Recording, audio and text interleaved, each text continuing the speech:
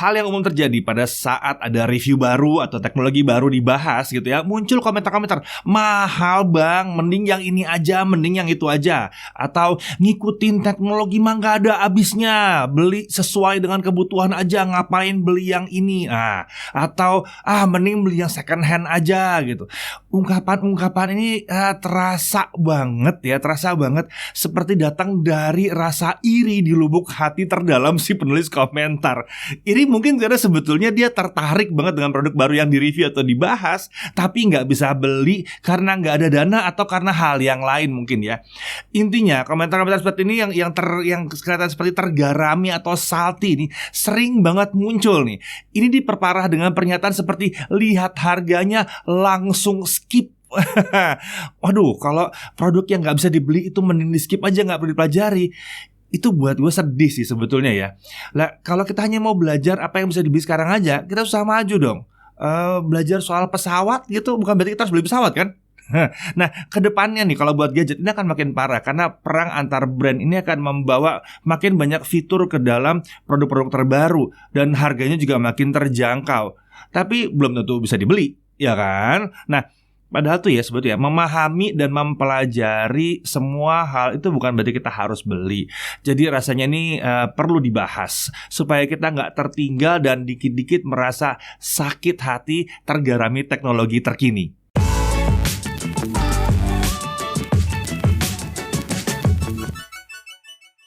Ya udah lama nggak ada podcast Tech Uncensored. Jadi ya kita coba mulai lagi sekarang ya. Oke, mulai dari mana ya? Oke, dari sini. Samsung itu meluncurkan smartphone layar lipat ketiganya, dan iPhone itu ngeluncurin iPhone 13, iPhone seri 13 yang terbaru. Jadi Samsung ada yang baru, yang canggih, iPhone ada yang baru, dan bahkan iPhone ngeluarin iPad mini 6 yang hadir dengan tawaran yang menggiurkan banget tuh ya, murah tapi kenceng. Lalu ada lagi Xiaomi yang barusan kita bahas kemarin dengan Xiaomi Pad 5. Bukan Mi Pad 5, bukan. Nggak ada Mi Pad 5, adanya Xiaomi Pad 5. Nama Mi-nya udah diganti sekarang, udah gak dipakai lagi. Nah, dari Oktober ke Desember awal ya, kita harusnya akan dibanjiri dengan beragam gadget dan teknologi baru di pasar yang udah siap dijual gitu ya. Kenapa? Karena biasanya musim belanja itu memang di akhir tahun kan.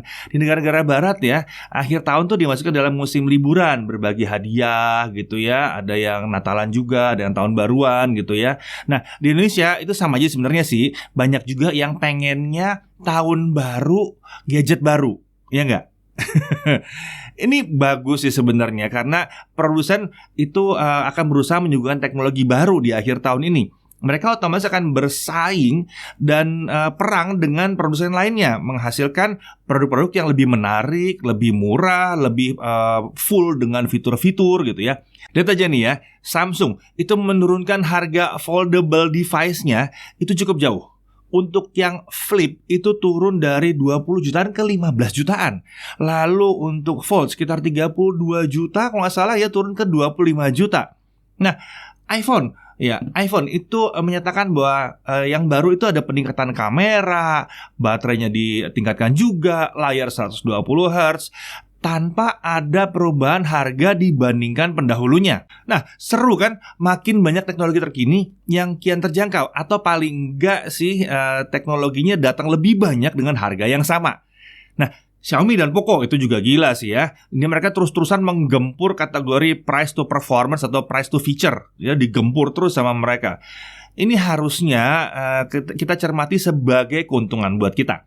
Masalahnya, harga yang terus bersaing dan fitur yang terus ditingkatkan dengan cepat seperti ini membuat banyak yang jadi sakit hati. Siapa? Ya pembeli produk sebelumnya. Pembeli Fold sebelumnya yang di 30 jutaan berakhir dengan gigit jari ngelihat Fold 3 bedanya setahun doang ya. Harganya 7-8 juta lebih murah, dapat 5G di Indonesia jalan pula ya, tahan air dan baterai lebih bagus, bisa pakai S Pen pula. Pembeli iPhone 12 series ya di Indonesia misalnya, itu sebelumnya juga mungkin akan jadi gigi jari lihat iPhone 13 karena kemampuannya ditingkatkan di baterai, layar gitu ya. bisa 5G pula ya. Sementara iPhone 12 yang lama nggak tahu kapan di-update jadi bisa 5G Indonesia, nggak jelas, sampai September belum ada juga gitu. Mungkin yang 13 nanti langsung 5G gitu. Nah, ya yang lama gimana? Iya, agak-agak sakit sih di hati ya. Kemudian pembeli tablet yang 4 jutaan kemarin ya, mungkin agak gemes ya begitu lihat Xiaomi Pad 5 yang hadir dengan Snapdragon 860 di harga 4 jutaan, ya 4,9 juta lah ya. Lalu contoh lagi nih, yang pembeli Poco X3 NFC di awal-awal ya, sedih tuh pas lihat bahwa Poco X3 Pro-nya datang dengan Snapdragon 860 series, harganya beda tipis, iya nggak? Nah, masalahnya sebetulnya apa sih yang harus kita lakukan ya kalau kita udah keburu beli produk tertentu? Kan jadinya ya pahit ya rasanya ya. Nah, ini sebenarnya kenapa kita perlu nyetel mindset di awal ya. Saat mau beli produk teknologi itu harus di-setel mindset kita, pola pikir kita harus di-set dulu. Ini berlaku buat smartphone, tablet, laptop, dan yang lain-lain juga ya. Jangan pernah berpikir bahwa ini pasti produk terbaik yang saya akan pakai selama 3 ke 4 tahun dan gak bakal ada lawan atau penggantinya. Nggak pernah akan bisa, nggak akan bisa ya. Ya, wah, memang pernah ada kejadian sih beberapa produk yang bisa awet banget. Misalnya contoh ya, Huawei Nova 5T yang pas datang tuh banyak tuh yang rendahin banget tuh. Apa tuh jelek gini segala macam, harga ketinggian. Ternyata selama 2-3 tahun itu masuk dalam kategori yang disarankan terus ya, asik no debat itu. Sempat kayak gitu. Kebalikannya, pembeli Poco F2 Pro tuh banyak yang udah happy dengan performanya. Wah, udah aman nih, bakal bisa 5G nih katanya. Ternyata ngadepin bahwa 5G yang diimplementasi di Indonesia tuh nggak sesuai dengan pita atau band yang didukung oleh si Poco F2 Pro. Lalu pembeli Poco F3 dan Mi 10T, ya, Mi 10T Pro itu juga pasti sebagian ada yang kecewa ya. Karena ternyata 5G-nya itu nggak bisa dengan Telkomsel, bisanya sama Indosat, sama XL doang gitu. Nah, lalu kebalikannya lagi, siapa yang nyangka kalau kalian dulu itu, wah memang harga tinggi ya, beli Oppo Find X2 Pro yang sayangnya kita nggak sempat review karena nggak dipinjemin dulu. curcol dikit boleh ya. Itu si Oppo Find X2 Pro itu malah sekarang bisa pakai semua jaringan 5G di Indonesia yang sub-6 dengan performance yang kencang, maksudnya di prosesornya juga kencang gitu ya. Nah, jadinya kan sebetulnya karena pemakaiannya bisa lama sekali, sampai sekarang juga masih asik banget, nggak bisa dibilang kemahalan, malah jadinya rasanya pantas. Teman-temannya dia yang di kelasnya dia tuh nggak ada yang bisa itu loh, nggak ada yang bisa 5G-nya hidup sekarang loh, nggak ada. Yang resmi di Indonesia ya nggak ada yang bisa loh. Oke, balik ke topik awal. Mindset kita ini saat beli produk baru tuh emang nggak boleh terlalu sok pede bahwa itu bisa dipakai berapa tahun ke depan tanpa iri dengan produk yang lain. Yang masuk di akal itu adalah kita bisa mencari produk yang selama 1 tahun itu bisa tetap keren ya, tetap ada pamornya lah selama 1 tahun ya. Kenceng dan lengkap sesuai dana kita. Tapi camkan bahwa di tahun kedua produk ini akan sudah ada penggantinya supaya nggak sakit hati ya. Dicamkan dari awal, tahun kedua pasti ada penggantinya. Dan terima aja kalau udah masuk tahun ketiga produk ini pasti mulai ketinggalan atau bahkan sudah sangat terasa perlu diganti, terutama kalau buat smartphone. Pasti begitu ya, apalagi kalau aplikasi-aplikasi makin lama makin banyak gitu ya, bisa jadi gitu. Dan kalau kalian pilih yang seri menengah atau yang entry, lebih terasa lagi. Ini yang membuat kami selalu bilang bahwa gadget kelas atas atau flagship itu umumnya yang murah. Kenapa murah? Karena bisa dipakai bertahun-tahun tanpa kita harus ganti akibat prosesor yang ketinggalan atau RAM yang kurang atau fitur-fiturnya yang udah ketinggalan gitu ya. Sementara itu ya, brand yang sering dituding mahal, kamu mahal, nggak layak beli gitu, malah kadang-kadang sebetulnya jadi make sense. Kenapa? Mereka mahal karena support software-nya panjang dan lama. iPhone memulai dengan dukungan yang lama banget. Iya dong, 3, 4, 5 tahun disupport terus gitu.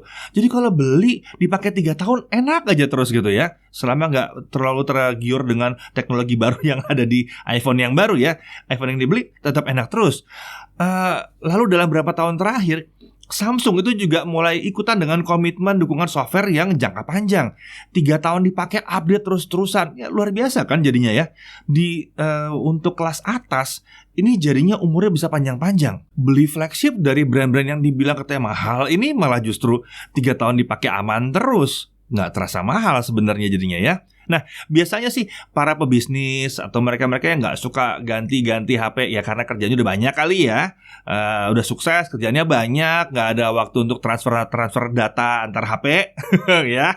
Mereka ini lebih suka yang nggak usah ganti-ganti aja gitu. Pakai sekali 2-3 tahun ganti lagi, yang paling bagus lagi 2-3 tahun ganti lagi gitu aja gitu. Ya mereka biasa sukanya kayak begitu. Nah, kalau dananya nggak ada gimana? Nah, ya kan nggak semua orang kaya seperti itu. Pasti saya tahu ada yang ngomong kayak gitu, saya tahu. Oke, mindset yang sama juga harus diberlakukan. Jangan pelit-pelit amat soal urusan gadget. Zaman sekarang, gadget ini udah bukan kebutuhan yang level 3 atau tersier, bukan. Ini sudah jadi kebutuhan utama kita. Belajar, kerja, komunikasi, dokumentasi, semua dengan gadget. Ya, entertainment juga, ya entertainment juga, ya. Nah, ini bukan iklan supaya kalian beli terus ya, bukan. Tapi kenapa sih dibilang jangan pelit-pelit amat?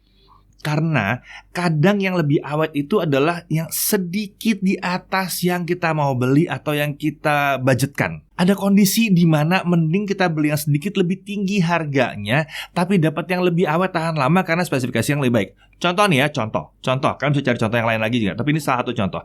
Dana mentok 3 juta misalnya, lo cari HP yang 2 jutaan dong ya. Karena mentok 3 juta pas gitu. Tapi kadang kalau kalian ngikuti perkembangan, kalian harusnya udah ngintip ke atas. Sedikit di atas itu ada Poco X3 Pro di kisaran 3 jutaan. Snapdragon 860 super kenceng yang tadi dibahas tuh ya. Nah, iya memang sih harus ngadepin iklannya. Bisa belajar lah, tips and triknya ada. Dan HP-nya tuh besar dan berat dan gak ada 5G. Tapi kan 5G juga masih sekitar 2 tahun lagi nih baru jadi keharusan. Kalau sekarang jadi asik aja kalau punya, kalau 2 tahun lagi mungkin sudah mulai jadi keharusan. Nah, kalau kita paksa ke 3 jutaan dan ambil yang ini ya tadi, yang Poco X3 Pro tadi ya. Ini bukan iklan Poco X3 Pro, tapi buat contoh doang ya. Apakah kita akan menyesal atau mending kita ambil yang 2 jutaan aja? Snapdragon seri 800 itu selalu awetnya lama. Kenapa? Karena memang performanya lumayan jauh dibandingkan yang kelas menengah. Tinggi performanya, jadi umurnya tuh panjang. Jadi kemungkinannya adalah memaksa itu akan membuat kita nggak mudah iri dalam 2 tahun pemakaian ke depan. Jadi kita kalau paksa di 3 jutaan tadi jadi nggak terlalu banyak ngiri-ngiri gitu, ya nggak? Nah, di level harga 1 jutaan ini lebih terasa lagi sebenarnya. Nah, semua yang nggak pakai chipset atau prosesor yang minimal ada Cortex A73 atau A75-nya, seperti misalnya si MediaTek G70 tuh punya kan A7 sekiannya gitu ya. Itu sebaiknya jangan dipilih, apalagi kalau RAM-nya di bawah 3 GB. Kalau RAM-nya 2 GB harusnya sih nggak dilirik sih ya, karena performanya tuh udah susah enaknya. Tapi kalau duitnya emang cuma 1,5 juta gimana dong? Nah, ya emang kemungkinan lebih baiknya dipaksa itu duit jadi naik ke kisaran 1,8 jutaan untuk dapetin yang lebih baik dan dipakai lebih tahan lama. Soalnya kan konyol kalau misalnya kita beli yang 1,2 juta tapi ternyata dipakai, aduh jadinya nggak enak ya makanya ya, terus baru 6 bulan mau ganti. Harganya jatuh dong, kalian kehilangan uang di situ. Mendingan dari awal udah agak sedikit lebih tinggi jadi lebih aman. Ini berlaku untuk laptop juga ya. Banyak yang nyari laptop gaming 10 jutaan. Itu udah susah cari ya, 10 juta kurang itu susah banget. Itu susah dicari gitu. Itu bisa jadi bukan laptop gaming beneran gitu ya, atau ya udah kuno gitu. Apalagi kalau mau dipakai untuk alat kerja nanti takutnya malah nggak mencukupi gitu. Laptop itu kan biasanya dipakai untuk 4 tahun atau lebih. Jadi investasi bener-bener harus dipikirkan. Kalau baru dipakai 1 tahunan atau 2 tahun tiba-tiba rasanya aduh nggak cukup nih ternyata nih, setelah dipaksa-paksain nggak bisa nih kalau kayak gini terus. Sayang kan jadinya ya. Dipakai buat ngedit video gitu misalnya, aduh lambat banget jadinya nggak asik banget gitu, karena salah pilih di awal. Harusnya nambah sedikit dananya. Ya kalau mau dijual harganya udah keburu hancur. Ya invest yang baik dan benar itu di awal, paksa sedikit, terkadang itu memang jadi pilihan yang tepat. Sebenarnya ya, kalau kalian hafal posisi produk dan harga pasarannya, kita harusnya udah tahu apa yang bisa diekspektasi dengan dana yang kita punya. Atau kebalikannya ya, kita harusnya udah tahu kalau mau memenuhi kebutuhan tertentu harusnya keluar dana berapa. Nah, kondisi ketidaktahuan ini harusnya tidak terjadi kalau kita ngikutin perkembangan. Ya, tapi kalau kita nolak menyimak yang kita nggak bisa beli, ya jadinya kan nggak bisa ngikutin perkembangan dong. Iya kan? Gue juga dulu tuh sempet dalam kondisi bisa makan cuma 1 kali, makan besarnya ya 1 kali sehari di warteg, tapi tetap belajar tentang prosesor baru yang harganya lebih tinggi beberapa kali lipat dibandingkan gaji gue gitu.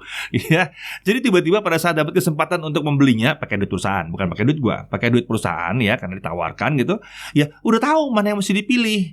Ya, kan kita tidak bisa memastikan bahwa nasi kita tuh segini doang gitu. Nggak boleh dong, kita kan mau maju terus, iya nggak? Nah, kembali ke perkembangan teknologi yang akan hadir tadi ya. Mungkin ada baiknya kita kasih acuan nih. Untuk smartphone ini agak aneh memang ya. Smartphone kelas menengah ke bawah itu gantinya tuh setiap 6 bulan. Sementara untuk yang kelas atas itu penggantiannya tuh setiap 1 tahun biasanya ya. Jadi ada penggantinya, ada penerusnya tuh ya. Kalau yang kelas menengah bawah itu tiap 6 bulan. Kalau yang atas, menengah atas tuh biasa 1 tahun. Terutama yang kelas flagship tuh pasti 1 tahun sekali ya.